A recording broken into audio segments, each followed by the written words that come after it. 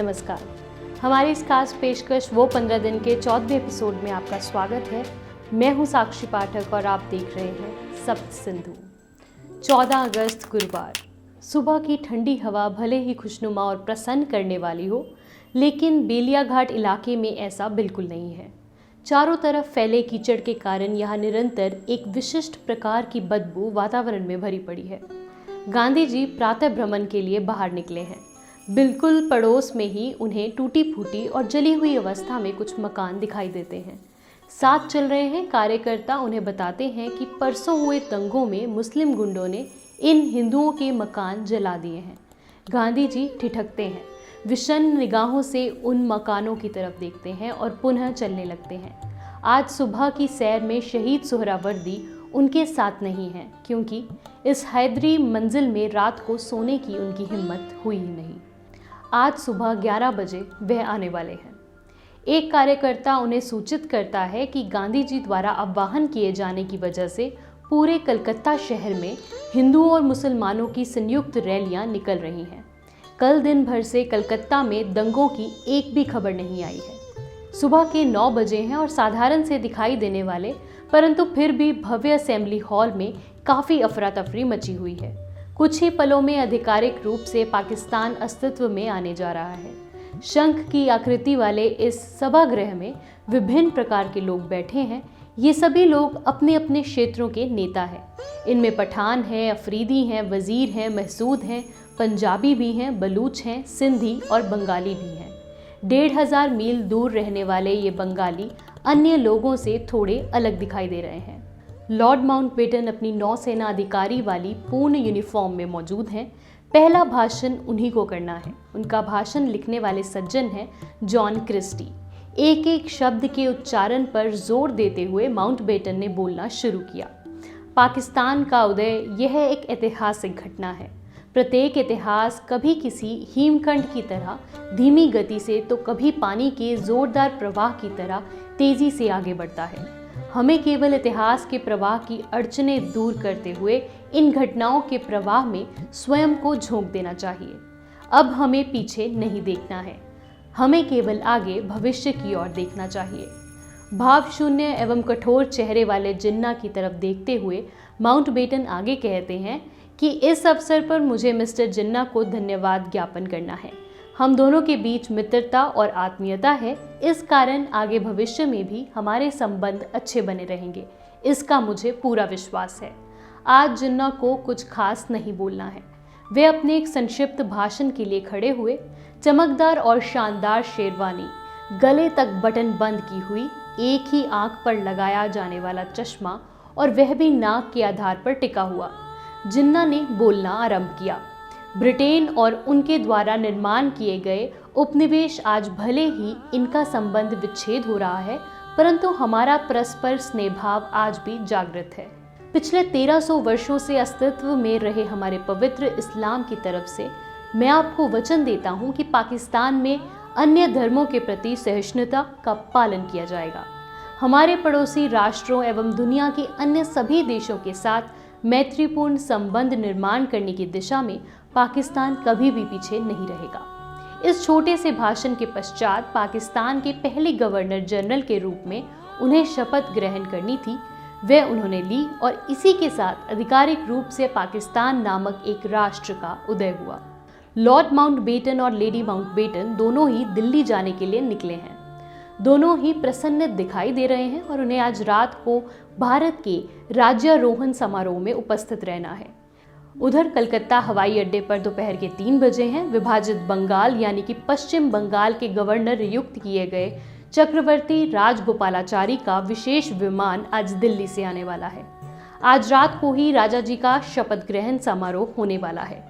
हवाई अड्डे पर कांग्रेस के कुछ कार्यकर्ता एकत्रित हैं, परंतु उनमें कोई उत्साह नहीं दिखाई दे रहा है, क्योंकि बंगाल में राजा जी का विरोध जारी है। राजगोपालाचारी को बंगाल की जनता पर लादने के विरोध में सुभाष चंद्र बोस के भाई और बंगाल कांग्रेस के वरिष्ठ नेता शरद चंद्र बोस ने अपना इस्तीफा पहले ही दे दिया है। सिंगापुर की इंडियन इंडिपेंडेंस डे सेलिब्रेशन ने मलय एयरवेज के साथ कल का दिवस उत्साह के साथ मनाए जाने की विशेष योजना बनाई थी। मलय एयरवेज का एक विशेष विमान पड़ांग के वाटरलू स्ट्रीट के ऊपर से उड़ान भरने वाला था।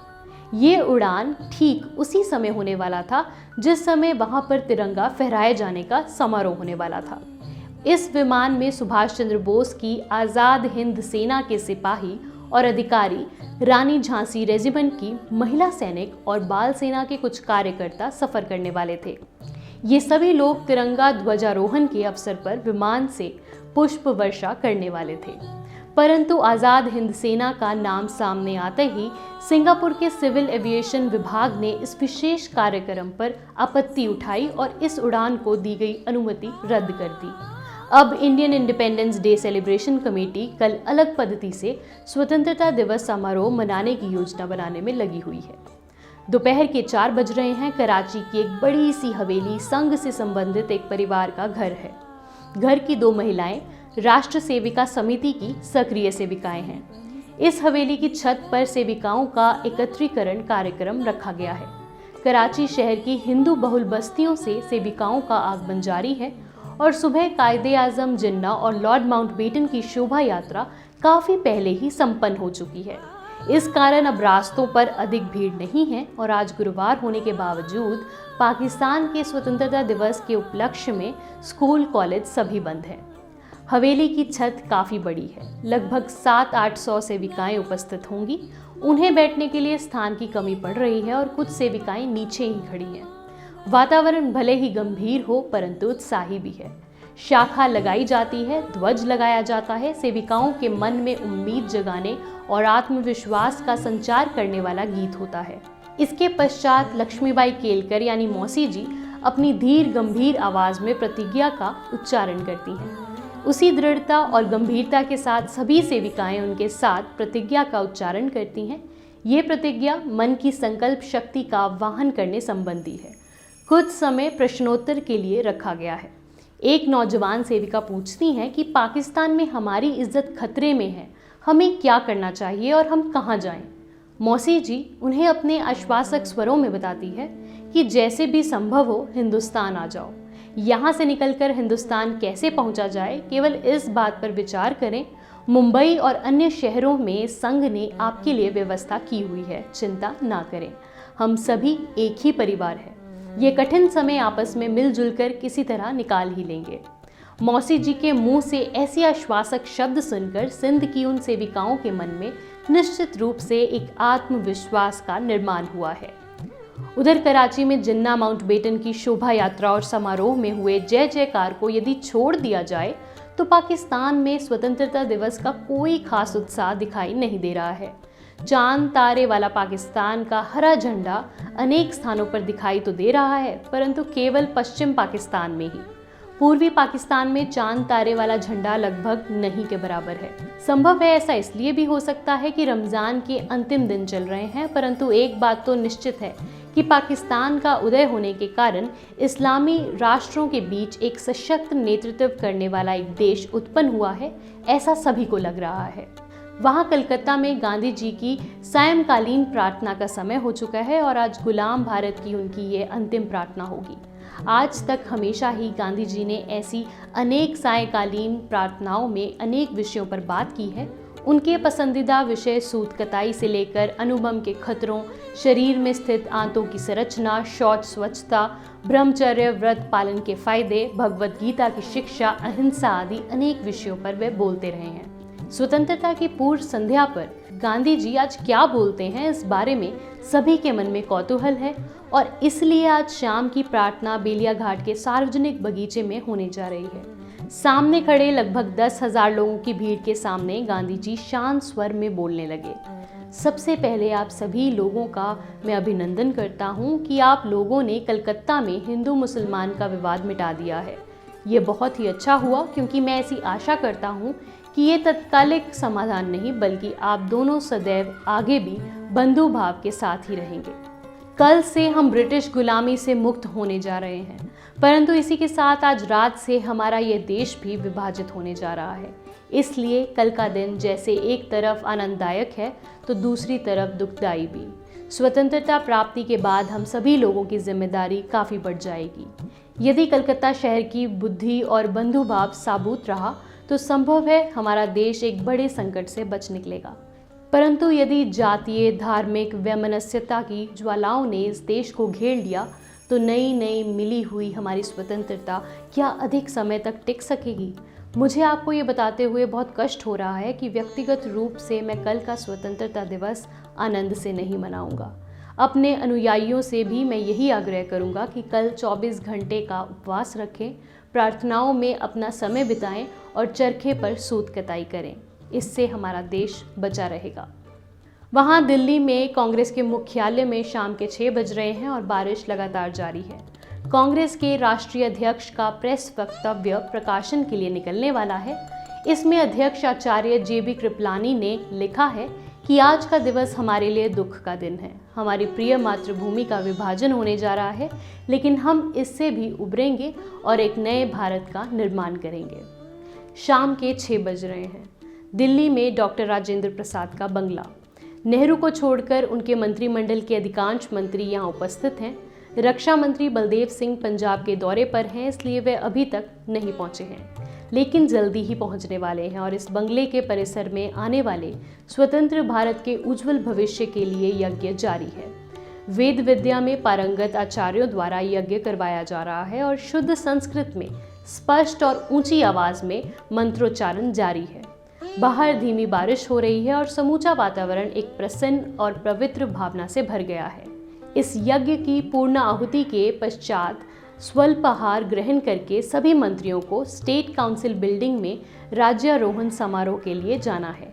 स्टेट काउंसिल बिल्डिंग में संविधान सभा के सभी सदस्य, मंत्री, वरिष्ठ अधिकारी धीरे धीरे एकत्रित होते जा रहे हैं।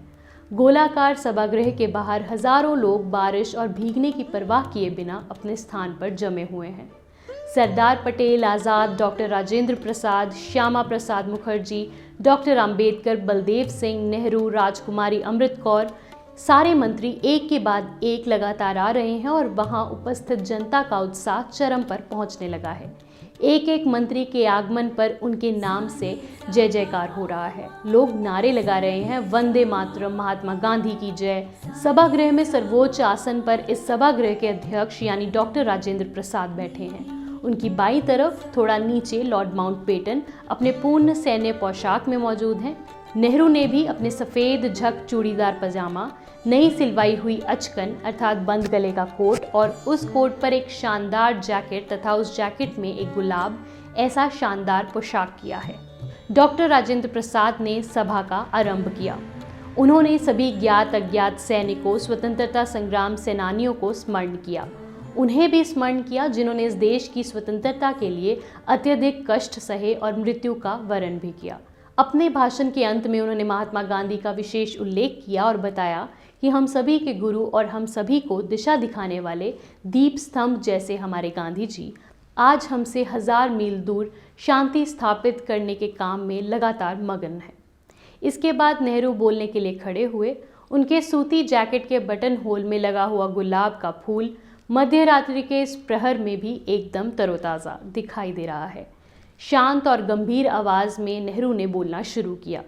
अनेक वर्षों पूर्व हमने नियति से एक संधि की थी। आज उसकी पूर्ति पूरी तरह से तो नहीं, लेकिन काफ़ी हद तक करने जा रहे हैं। ठीक मध्यरात्रि 12 बजते ही जब समूची दुनिया शांति के साथ नींद में होगी, तब भारत की स्वतंत्रता का एक नए युग में, नए जन्म में प्रवेश होगा।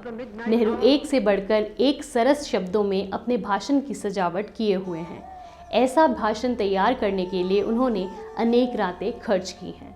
रात के ठीक 12 बजे उस सभागृह में बैठे हुए गांधी टोपी पहने एक सदस्य ने अपने साथ लाया हुआ शंख फूंका। उस शंख ध्वनि से वहां उपस्थित प्रत्येक व्यक्ति का रोम रोम रोमांचित हो गया। एक नया इतिहास रचा जा रहा है। एक नए युग का आरंभ होने जा रहा है। स्वर्ग में उपस्थित अनेक क्रांतिकारियों की आत्मा यह दृश्य देखकर तृप्त हो रही थी, शांत हो रही थी। भारत अब स्वतंत्र हो चुका था। पुरानी दिल्ली के दरियागंज, मिंटो ब्रिज जैसे इलाकों में पानी भरना शुरू हो गया है।